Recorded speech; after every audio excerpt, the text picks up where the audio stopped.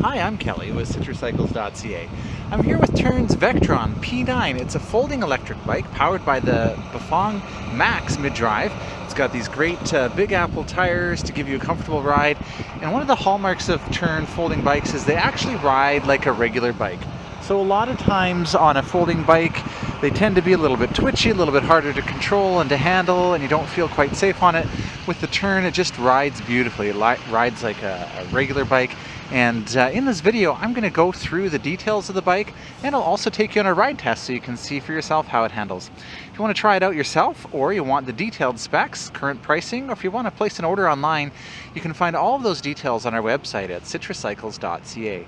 There you'll find our contact information, so if you want to reach out to us with any questions you have, anything I've missed in the video, if you want to set up an appointment to come try it, or take advantage of our Try at Home program to try it here anywhere on Vancouver Island or the Lower Mainland, you can find all of our contact information on there. So as I mentioned, we've got the Bafang mid-drive, and that's really great to see in this price range. A lot of times folding bikes go with the cheaper hub drive. They often don't have hydraulic disc brakes. They tend to be wobbly. This is a really solid, well-built bike that rides really well, that has high quality components and a really great price. So I love to see value like that. So with the Bafang mid-drive, this is the Bafang Max mid-drive. The mid-drive means that the weight is centered, it's easier to change a flat tire. It's very natural feeling because the motor is turning the chain, and that's how your bike is normally propelled. And because the motor is turning the chain, it means when you change gears here, and we have a Shimano Sora 9-speed back here, so that's really great when you change to this easier gear here to climb a hill, for example, it impacts directly on the motor. So that means that the motor itself has lots of torque to get you up hills, and a mid-drive usually has more torque than a hub drive. It also means that when you change gears, it makes it so much easier for the motor as well as you pedaling, so it really helps you get the hills. With the Bafang system, we do have their 400 watt-hour battery on the bike here. Take you over to the other side. We do have a key that's required to remove the battery from the frame, so you can charge it on the bike. There's a little charging flap here, or you can use the key, take it off the bike, and charge it that way. You will need to probably tilt the seat or angle the seat out of the way, or get it up on high, nice and high when you pull it out. And I did notice getting it on and off, it takes a little bit of, you know, kind of getting used to. It took me a few tries to kind of line everything up. It's maybe not quite as easy to get on and off as a Bosch one that just kind of tilts in. This one kind of slides up and then out, so it takes a little bit of getting used to. Once you do, it's not a problem. The other interesting thing about the Bafang system here is it's a two-step power process. So you have to press the button on the battery here, which when it's off the bike, by the way, will give you an indication of what charge is left, which is nice. And then you come up to the display here, nice compact display, easy to reach, and there's a button in behind here that's your power button. So that's kind of the two-step process. Turn the battery on first, then turn the bike on here. You get used to it. It's not my favorite system because I usually forget to turn the battery on and climb on the bike. Oh, it won't go on. Oh yeah, right, I gotta come and turn that on, but I'm sure I'll eventually get used to that. The display, as I said, it's quite nice. We've got your current battery level there. We've got the level of assistance, and that's controlled with the plus or the minus here. So you can see I can go down to off and ride it just like a regular bike, and press the plus 1, 2, 3, 4, and up to level 5. So lots of levels. You can see our current speed, that the lights are on, and we do have a really nice 150 lumen light built into the bike here. You can see it's very bright, and it's nice because you can actually adjust the angle while you're riding. It's really easy to reach. I should mention that there's two light switches on the bike. I would just leave this one on and not worry about it, because this turns your front light off, but your rear light is still running there. I'm not sure why you'd want to turn that off independently, but I guess if you're blinding somebody, but I just leave it on. And then the second step is you do have to control the light switch from the display here by pressing and holding the plus button. So when you first get the bike, you turn this on and go, oh man, my light isn't working. It is. You just have to turn it on a second time, and that's with the plus button here. And that's true for all Tern bikes, whether you're using the Bafang system or the Bosch. You do have to tell the drive unit or the bike battery to send power to the lights. And that's the neat thing, is that the lights are running off of your main battery, so you don't have to worry about charging them. The rear light is also running off the main battery. That's a nice feature as well. A lot of times on bikes this price range, they use lights with AA batteries or something like that. And that's rather inconvenient, so it's nice that this is running off of the main battery. Here's another thing I like: the lighting for the rear light is running through the frame, through the rack, so you don't have to worry about the cables rubbing on the fender or something like that. So nice integration there. Heading back up to the display here, so the head pressing and holding the plus turns the light on and off. Pressing and holding the minus key here is actually going to enter walk mode. You can see on the little display, isn't that cute? You're walking the bike, and you can see my rear wheel here is turning. And interestingly, with the Bafang drive here, when I do that, let me come over to this side, you can see that the drive unit is turning the chain, but the crank arms aren't turning. So that's kind of a handy feature. The crank arms, the pedals aren't going to hit you while you're using this walk mode. Obviously that's too slow for you to use it as a throttle. It's not for that. It's for the purpose of you need to walk your bike. Say you take the ferry and they don't like it when you ride off the ferry ramp, or in your pedestrian area, you're bypassing some stairs, or just anywhere where you don't want to ride, but you don't want to push your bike with maybe your heavy load on it, and you can just use that walk mode. So that's pretty handy to have as well. The menuing system, let me show you that. So when I press and hold the power button in behind here, it cycles through the information. So we've got maximum speed, odometer, average speed, range. The range is really handy to have. Calories burned, that's very unique. Don't see that a lot of times. Your current power usage, which is kind of cool. The trip time, trip distance, and back to our odometer. And I think to reset any of that data, we're going to have to press and hold the plus and minus at the same time. See if I can do that while holding the camera here. There we go. Now I'm into my menuing system by pressing and holding the plus and minus at the same time. And then I can press the power button in behind to select, and the up and down to change. So I've got the trip reset. I can press the power button to select it, and then the up button to say yes, and then the power button to select it, and there we go. I can change the units, I can change the brightness, I can choose how long until the bike turns itself off if I'm not riding it. The assist mode, I don't think there's anything I can change in there. It just tells me that I've got 5 levels of assist. And I'll go back to the main screen, and this is really interesting. There's a bunch of information in here that you can look at: your wheel size, which again, they're 20-inch wheels. Speed limit, this is limited by law in Canada to 32 kilometers an hour before the motor stops assisting you. But the battery info is really interesting. It's going to tell you a bunch of stats on the battery: the charge status, temperature, that sort of thing, voltage. And if the bike gives you error codes, it's going to actually store it here so you can see what those errors are. And we'll go back to the main menu and exit back to the main screen. So lots of data, fairly easy to read, fairly easy to access while you're riding, although you may find it a little bit harder to switch through the bottom menu information there while you're riding, because the button's over here, but it's not too bad. So while we're up at the top here, we've got these Biologic locking ergonomic grips. They're quite comfortable. We have Shimano hydraulic disc brakes, which is great. I really like to see hydraulic disc brakes on an e-bike. So we've got the rotor up here and the brake here. And with a hydraulic brake, you're not relying on the force of your hands to stop the bike. Instead, you're relying on the hydraulic fluid. They're self-adjusting, so there's lower maintenance, just less to worry about. And that's nice to see both the front and the back. I mentioned we've got the Shimano Sora 9-speed, so you've got the Alivio trigger shifters up here with a visual indicator of the gear that you're in, which is cool. Got a bell, of course, and then we've got Tern's very famous handlebar system here. So you can see that I've got these 2 levers here. I can open those up, so I don't need tools for this, and now I can bring the bars closer to me, higher or further away. So lots of adjustability there, which is really nice. So if you're sharing this bike, it's great because you can, and I just push those levers down and locks it back in. If you're sharing the bike, it's great because riders of multiple sizes can ride it. Also, if you're going on longer rides, sometimes I find it's nice to be able to stop, do a little adjustment just to give my upper body a few different riding positions. And speaking of adjustability, we've got a telescopic seat post here as well. So we've got the top one here that we can adjust much higher if we want. Wow, that's crazy. Or the bottom one also goes higher and lower, so we can go right down or very high. So Lots of adjustability with that. And I should mention, while I'm picking up the saddle here, you'll notice there's this kind of padded, this is the porter saddle, porter seat. And basically this allows you to rest the bike on your shoulder when you're carrying it without it digging into your shoulder. So that's pretty clever of them. While we're looking at the saddle, it's actually quite comfortable. We've got a little bit of an ergonomic relief zone here, gel padded, it's quite nice. And if you do decide to change the saddle, you might want to take this with you. This is actually a mounting point for the removable pedal.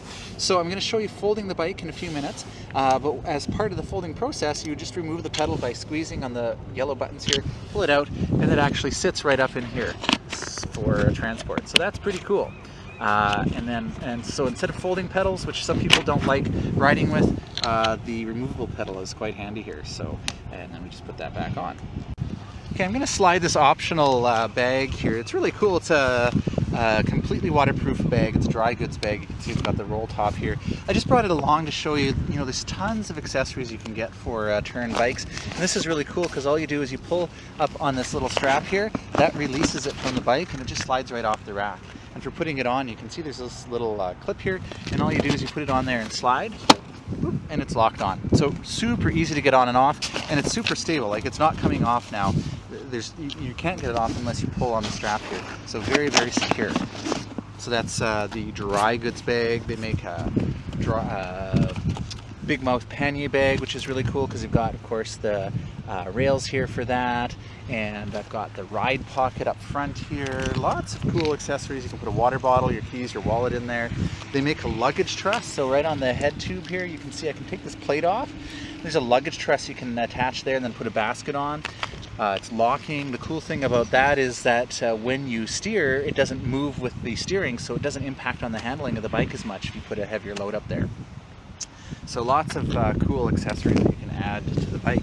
So this is their cargo rack, quite sturdy. We've got, what, a 25 kilogram capacity on there. It works with any of those Click Fix accessories. They include a bungee strap on here as well that you can use for cargo, or you can also use it when you're folding the bike. And again, I'll show you folding the bike in a few moments. We have fenders here with a mud flap, which is handy to have because this is kind of the bike you're going to take for riding everywhere.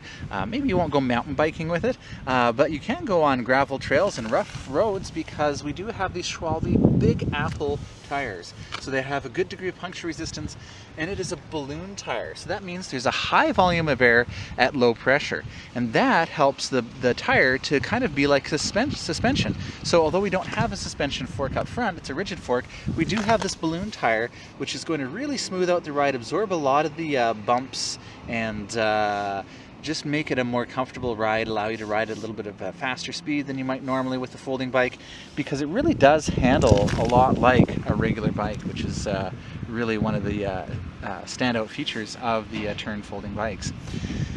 So we've talked about, we've got fenders, we've got the lights. It's kind of, you've got everything that you need. We do have a kickstand, a double leg kickstand. To be honest, I don't like the kickstand for the reason that when I put the kickstand on, now my front wheel flops around, and that kind of bothers me. On the other hand, it makes cleaning your drivetrain really easy because I can kind of lean the bike up on the front wheel, and now I can pedal the back wheel so I can, clean the chain. That's kind of cool, but otherwise I'm not a big fan of the kickstand, but it's not a big deal. It is easy to deploy and release. So I'm going to show you the folding features. I'll take you on a ride test as well. If you have any questions, you can head over to our website at citruscycles.ca. So I'll take you through the folding aspect of the bike. Now, I did practice this once before doing the video, but obviously I'm not nearly as fast as you will get to be when you've done it a number of times, or if you go online and check out the Tern videos, they're a lot faster. But it's really straightforward.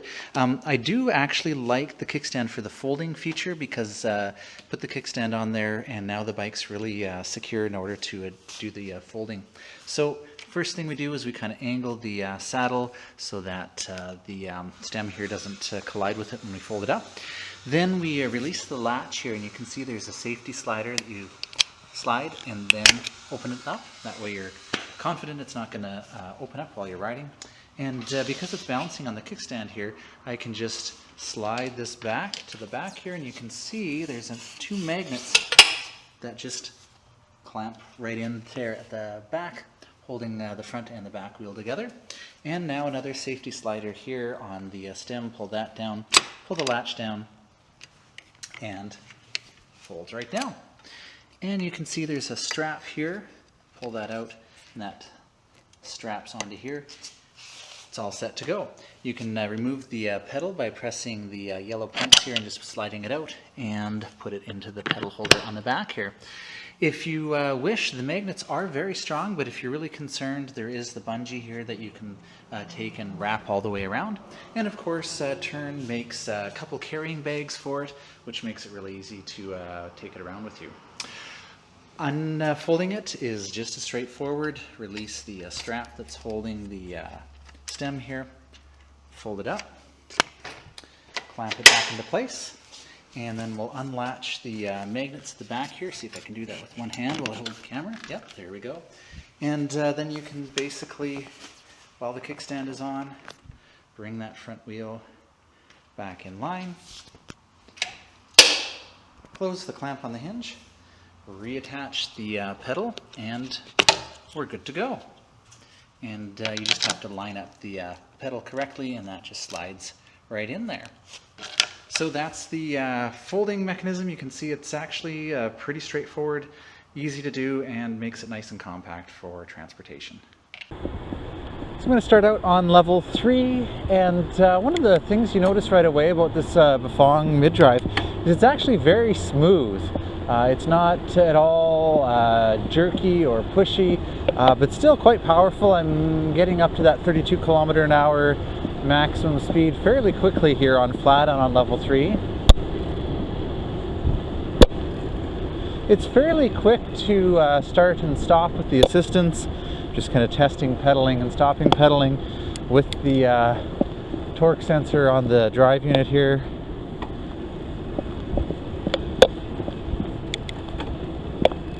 Now, although it is a torque sensor, which is great because it means as soon as you stop pedaling or start pedaling, you get that assistance, and to some degree it's in proportion to how you're pedaling.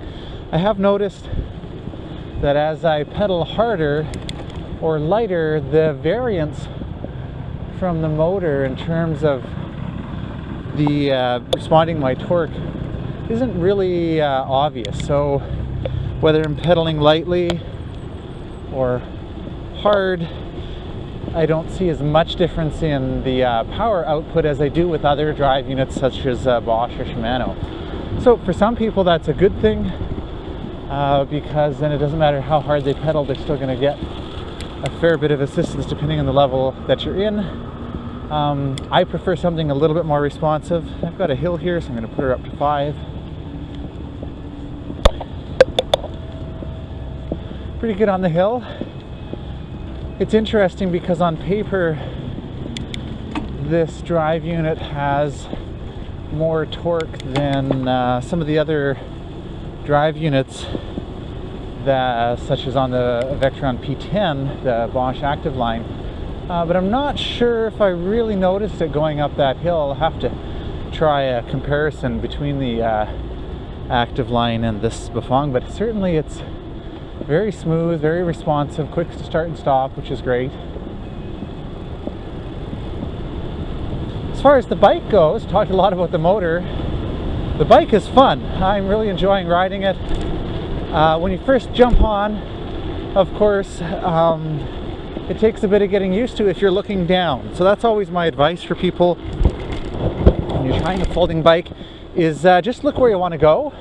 Don't look down, because if you look down you go, oh, that front wheel is so small and it's so far away, and your brain kind of gets confused. But you just sit up and look where you want to go, and it rides like a regular bike. I'm on some pretty rough pavement here, and I am appreciating these Big Apple balloon tires. They definitely help to smooth things out. Of course, there isn't a suspension fork, nor is there a suspension seat post, but the tires are doing a really admirable job. I would, if it's possible, you might want to consider adding a suspension seat post. That would help smooth things out. These grips are quite comfortable. I like the riding position, and I like the adjustability of the riding position.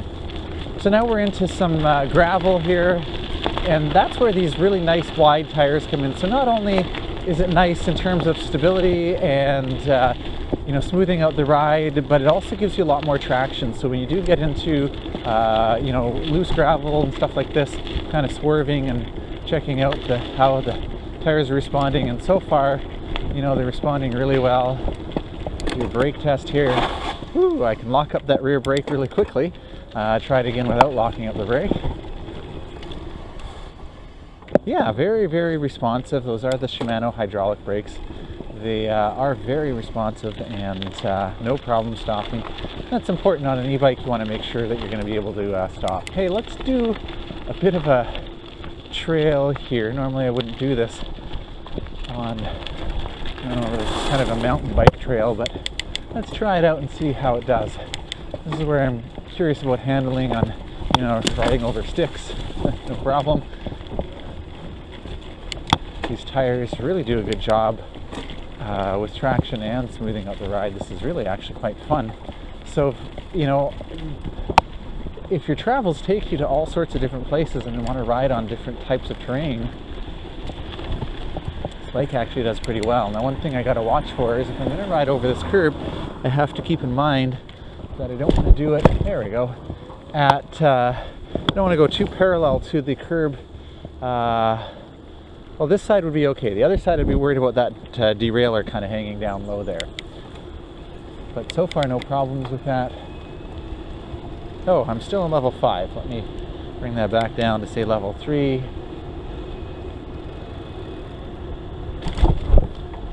So it's good to know level 5 isn't crazy.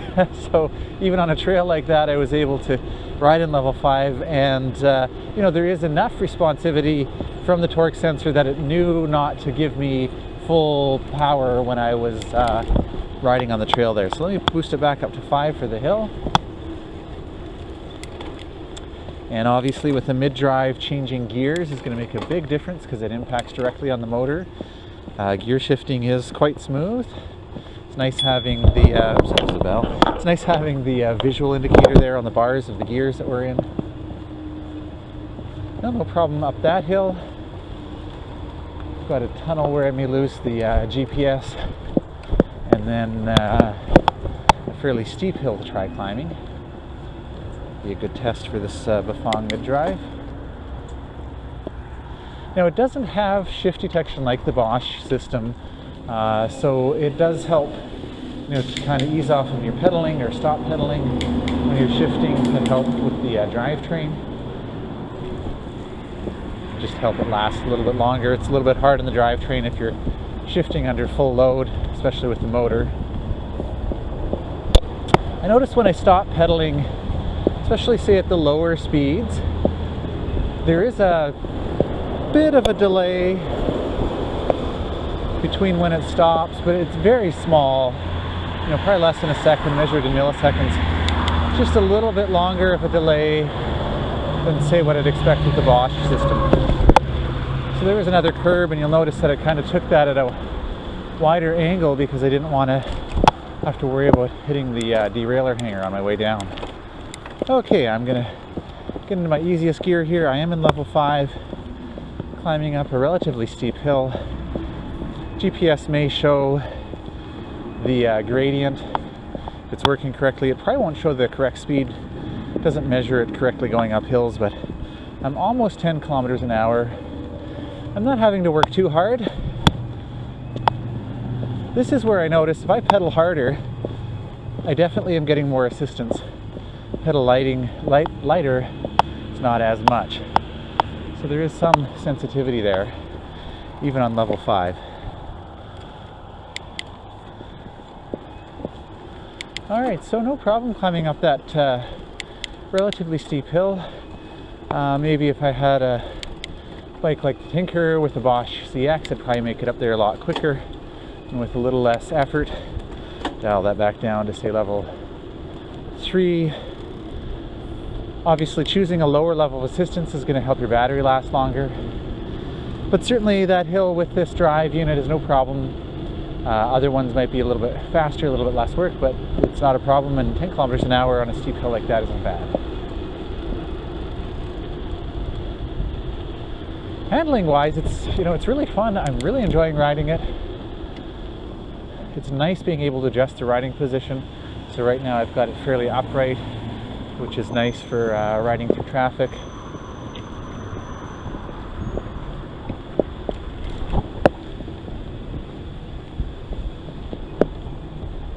Fairly comfortable.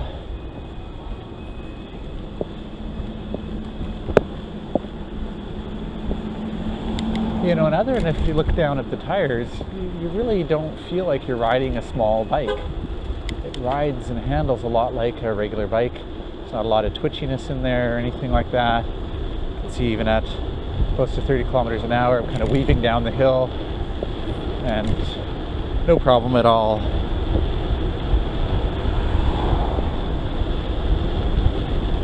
Yeah, hitting 40 kilometers an hour and still feeling very confident in the bike, and that's important. You want to make sure that you don't feel out of control at any time. So I'm over the 32 kilometers an hour, and I'm not noticing a lot of drag from the motor. I'm also not noticing the transition at all. Put it up to level 5 and see if I notice that again. Once I hit over 32, the motor cuts out. There we go. Okay, come back down to 32. Motor cuts in, and it's very, very smooth transition. That's nice. On a bike like this, you're going to be maybe riding in an urban environment or something like that, and you want to know that it's not going to be, abrupt or pushing you around.